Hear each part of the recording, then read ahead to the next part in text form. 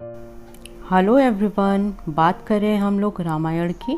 ये आपने सुना ही है, नाम जाना पहचाना है, घर घर में आप लोग देख रहे होंगे टीवी में। लेकिन आज हम इसके दूसरे पक्ष की बात करेंगे, आर्य और अनार्य के बीच की कहानी की। तो रामायण का उल्लेख आंशिक रूप से जातक कथाओं में मिलता है। व्याकरण पाणिनि, कात्यायन और पतंजलि में भी इसका उल्लेख किया गया है।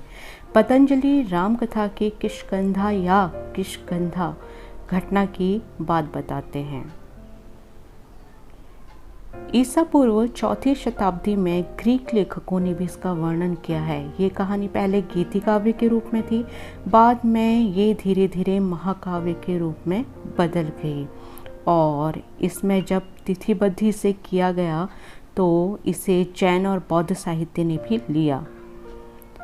रामायण के लेखक महर्षि वाल्मीकि रहे हैं। महाकाव्य के रूप में इसका तिथिबद्ध उल्लेख मिलता है हमें। उस समय इसमें 12,000 श्लोक थे और आज उससे दुगने और शायद उससे भी कहीं ज़्यादा ही होंगे, क्योंकि रामायण का अनुवाद कई भाषाओं में हुआ है। रामायण का आधार अयोध्या के इक्ष्वाकु वंश के राजा दशरथ, उनकी 3 रानियों और उनके 4 पुत्रों की कहानी है, जिसमें राजा दशरथ अपने राजपाट को अपने बड़े पुत्र राम को सौंपना चाहते हैं और जनता भी बिल्कुल उन्हीं का समर्थन करती है। राम के अन्य भाई हैं लक्ष्मण, भरत और शत्रुघ्न। राम का विवाह विदेह के राजा जनक की पुत्री सीता से होता है। परिस्थितियां ऐसी बन जाती है राजमहल के अंदर ही कि राम को वनवास और भरत को राज सिंहासन प्राप्त होता है, जिसे राम सहर्ष स्वीकार कर लेते हैं। इससे इन भाइयों के आंतरिक स्नेह और प्रेम में कमी नहीं आती। लक्ष्मण बड़े भाई राम और सीता के साथ वन जाना स्वीकार करते हैं, परंतु भरत को ये बात बिल्कुल भी अच्छी नहीं लगती। वो वन में जाते हैं और राम के समझाने पर अंत में अपने बड़े भाई राम की खड़ाऊ के साथ राज सिंहासन संभालते हैं। ये आर्य कहलाए हैं इतिहास में, क्योंकि इनका जीवन मर्यादा, अनुशासन और उचित कर्तव्य पूर्ति का है, जिसमें संदेह की कोई भी व्याख्या नहीं हो सकती है।